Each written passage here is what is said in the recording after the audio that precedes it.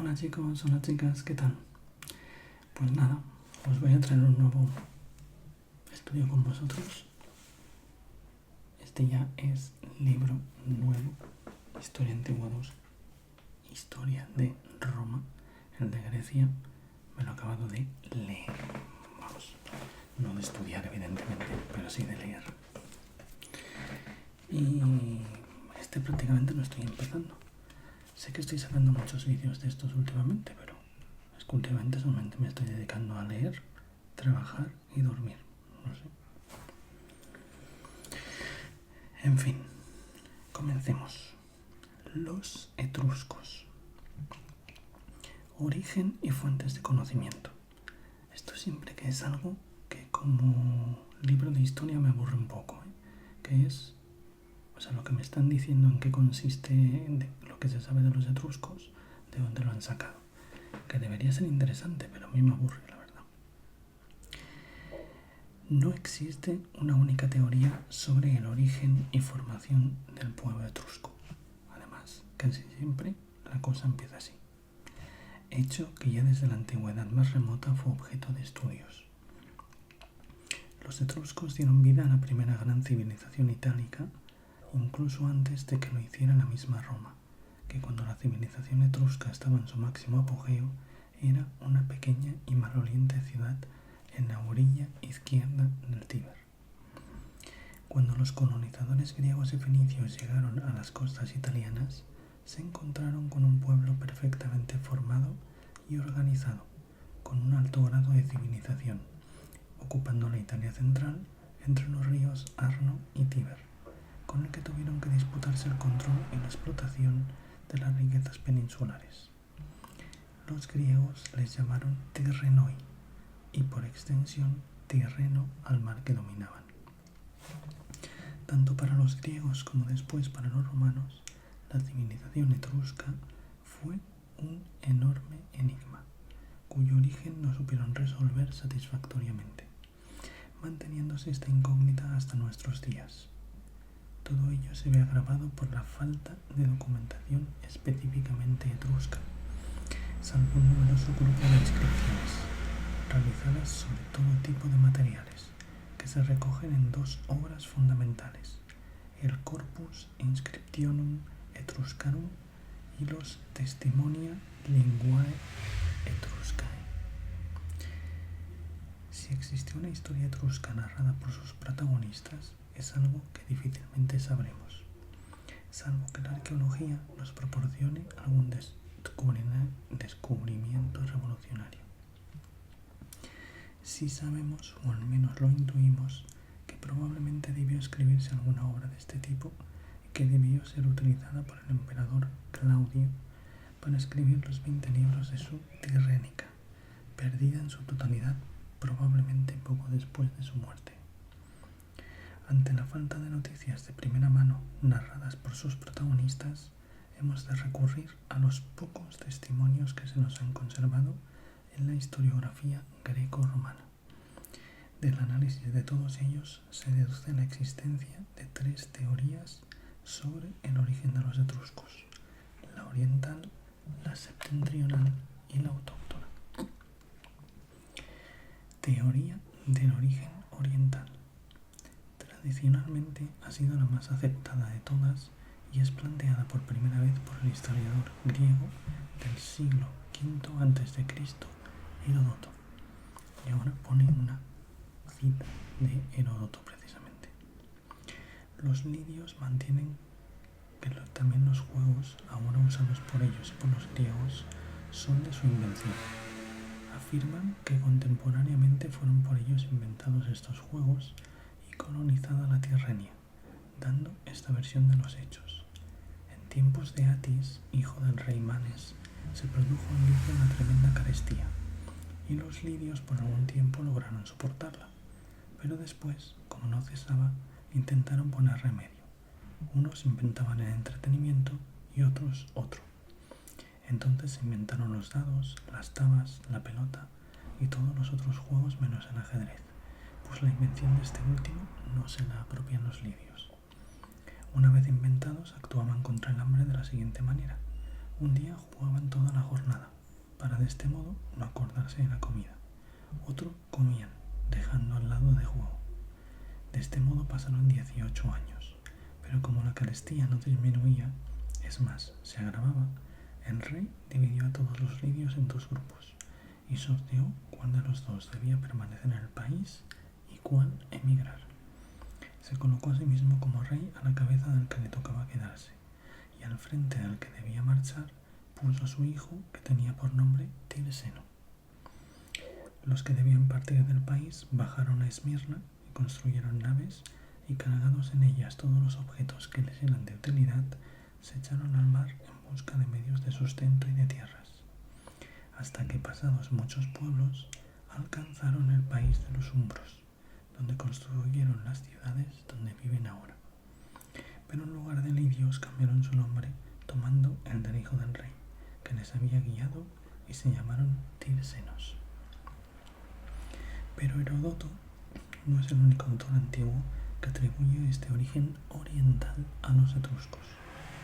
El Lánico de Lesbos, logógrafo griego de mediados del siglo V a.C., que escribió obras sobre los usos y costumbres de los pueblos extranjeros y griegos, algunos de cuyos fragmentos se han conservado en Dionisio, mantiene este origen oriental de los etruscos, pero les identifica con los pelasgos, de los que dice que fueron expulsados de su país por los griegos y que tras llegar al mar Jónico tomaron Crotona, a partir de la cual colonizaron el interior, que desde entonces pasó a llamarse Tierrenia.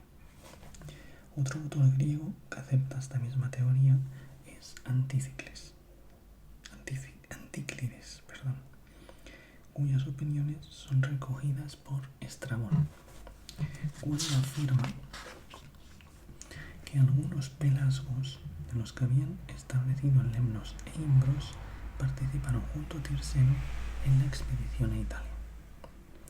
La teoría de la procedencia oriental tiene muchos puntos de apoyo, fortaleciéndose gracias a una serie de hallazgos epigráficos en la isla de Lemnos, frente a las costas de Turquía, que presentan numerosas semejanzas en la forma de la escritura y en aspectos lingüísticos con los existentes en Etruria.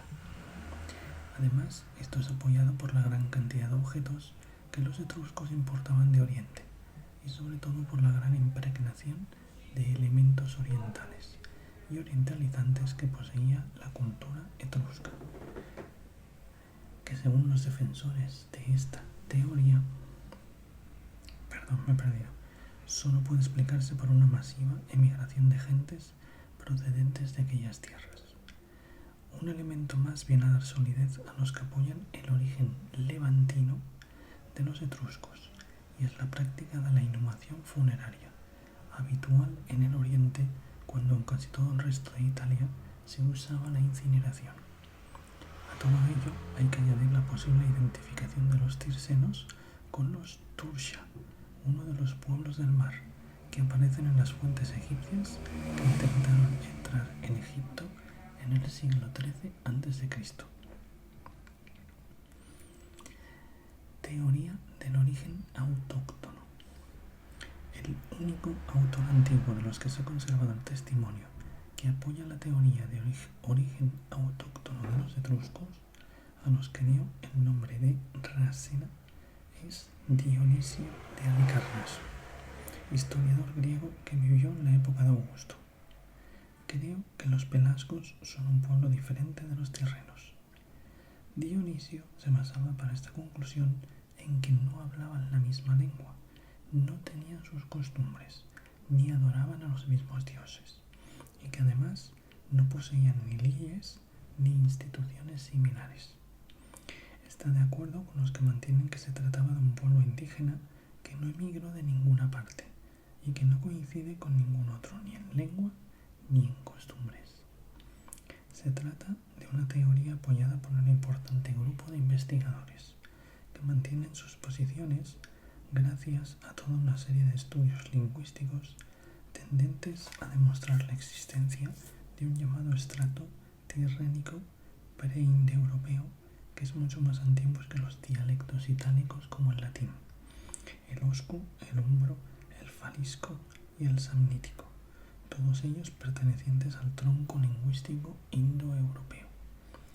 El pueblo etrusco se formó de la unión de estos elementos culturales y étnicos indígenas preexistentes, con los que llegaron a Italia a la Edad del Bronce. Teoría del origen septentrional. Es la menos aceptada de todas. Considera que los etruscos llegaron desde el norte de Europa a través de los Alpes, basándose en ciertas afinidades entre las culturas itálicas y las danubianas de inicios del primer milenio a.C. El origen de esta teoría se encuentra en un pasaje de Tito Livio. Algunas poblaciones alpinas son indudablemente de origen etrusco, sobre todo los retios. Los autores que defienden esta teoría han identificado los retios de Livio con los Rasena de Dionisio e identifican a los etruscos con los pueblos que utilizaban el rito funerario de la incineración pertenecientes a la cultura de los palafitos y las terramaras. Hacen una secuencia en que las terramaras dan origen a la cultura villanoviana y esta a la etrusca. Estos autores han encontrado semejanzas en el campo lingüístico, sosteniendo que el etrusco pertenecía al grupo retio-pelásgico, que se extendió desde los Balcanes y el Danubio hasta Grecia e Italia. Ninguna de las tres teorías da plena y cumplida respuesta a la incógnita que supone el esclarecimiento del origen de los etruscos. Por eso, en la actualidad, se tiende a dar al problema un enfoque mucho más flexible, evitando los posicionamientos extremos y radicales.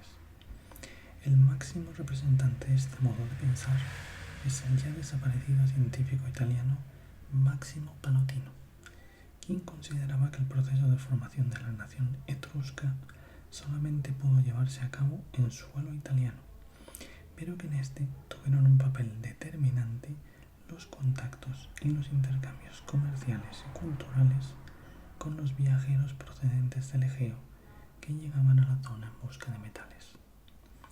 Sostenía Pallottino que debe hablarse de una fuerte influencia cultural absorbida plenamente por el pueblo etrusco y no de origen oriental.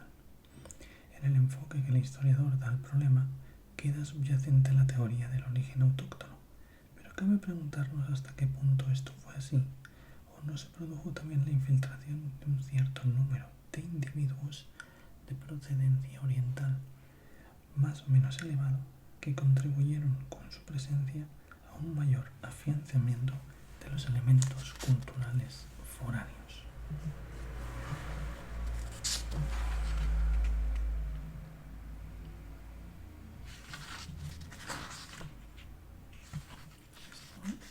Me ha gustado, ¿vale? El tema, pero lo que viene ahora no. Os lo leo para que vosotros juzguéis si esto os resulta interesante de la historia. Fuentes para el conocimiento de los etruscos. Uno de los grandes problemas que nos encontramos a la hora de estudiar la historia y la cultura de los etruscos es el de las fuentes de información. Los etruscos convivieron y fueron víctimas del ascenso de Roma.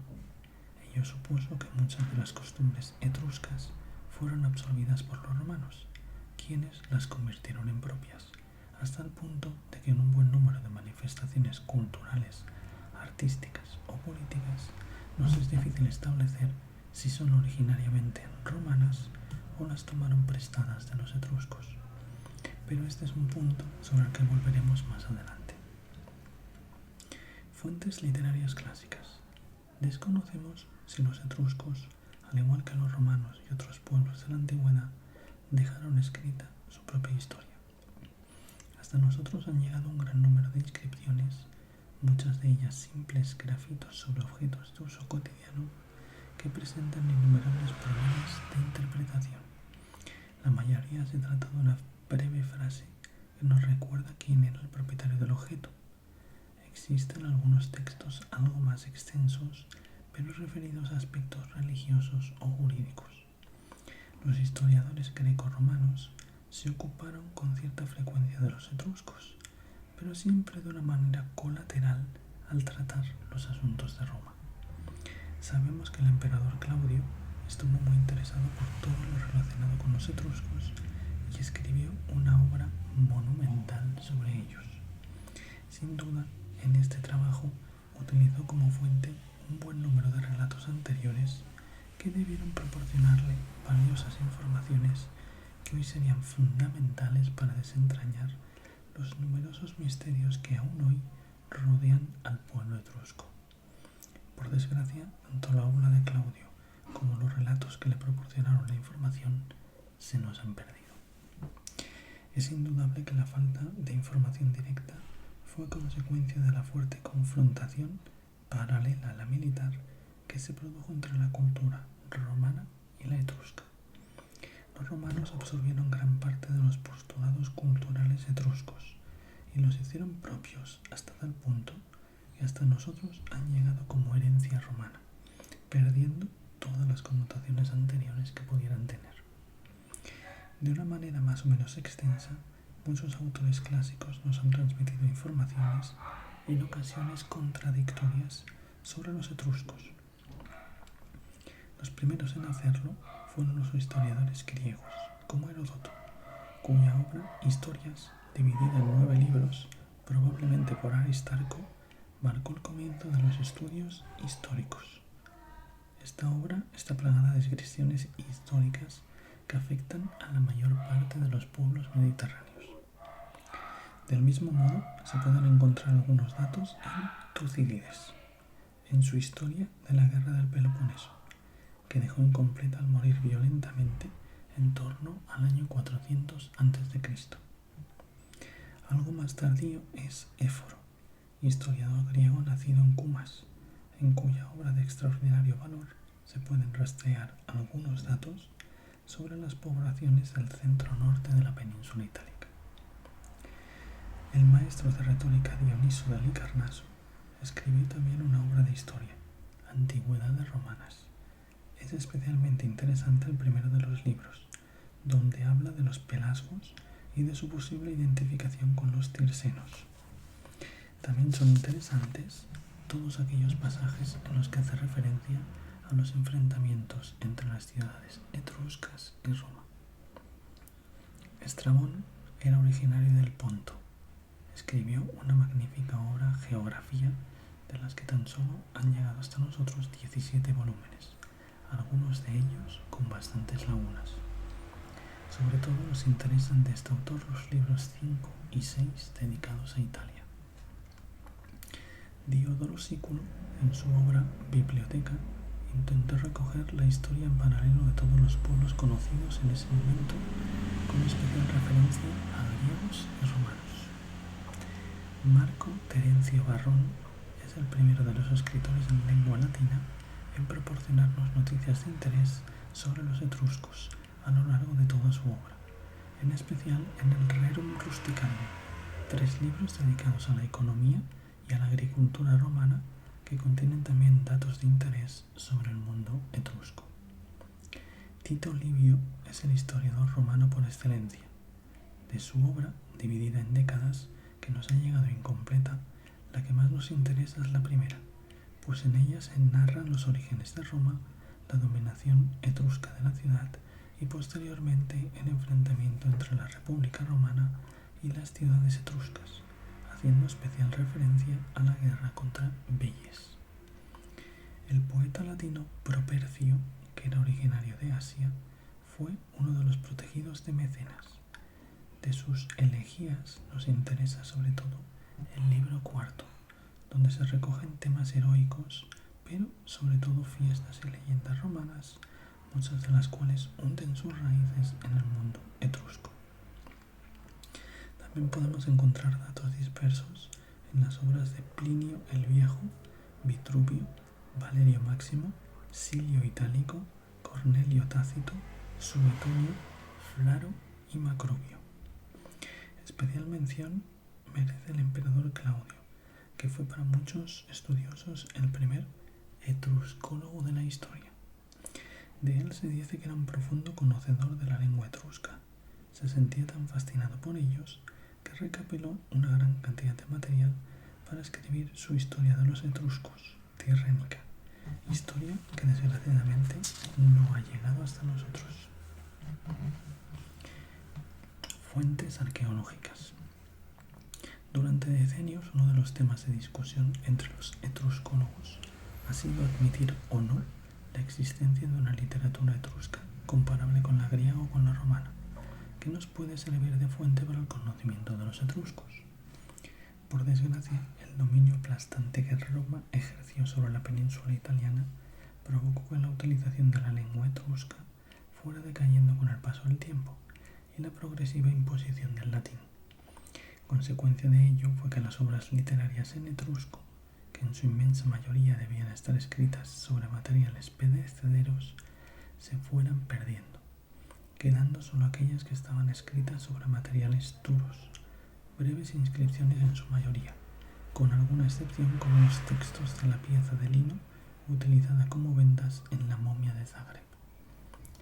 Los textos epigráficos, por lo general muy breves y mayoritariamente de carácter funerario, han sido recogidos en el CIE, Corpus Inscriptionum Etruscarum, que comenzó a publicarse en 1983 y que en la actualidad continúa en proceso de publicación por el Instituto di Studi sulle Civiltà Italiche del Mediterráneo Antiguo.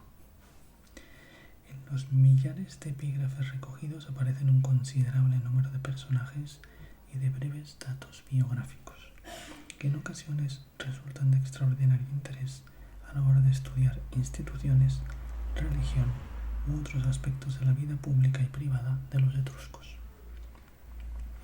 El arte, tanto escultura como pintura, o la artesanía con infinidad de objetos de uso cotidiano, son una fuente de información en nada desdeñable. En sarcófagos y urnas funerarias etruscas, así como las pinturas encontradas en las tumbas, aparecen representados todo tipo de personajes y escenas, de carácter cotidiano como banquetes o actividades lúdicas, o míticos religiosos protagonizados por divinidades, héroes o personajes legendarios. La atenta observación de todas ellas nos permite entresacar datos de interés para el conocimiento del pueblo etrusco, sobre todo sus costumbres, su organización social, su religión y la influencia que todo ello va a tener en la sociedad romana, que en algunos casos absorberá plenamente estas costumbres haciéndolas suyas y en otros las modificará total o parcialmente para adaptarlas mejor a las características de las poblaciones latinas que habitaban la región del Lacio. La organización urbanística de las ciudades y de las necrópolis, las formas de sus casas, el modo de construirlas, la estructura interna de las mismas, la decoración, el modo de amueblarlas, son todos datos de interés que sirven como complemento a las informaciones procedentes de otras fuentes. En fin, como siempre, la historia la escriben los vencedores, y en este caso fue Roma. En fin, voy a cortar. Hasta otra.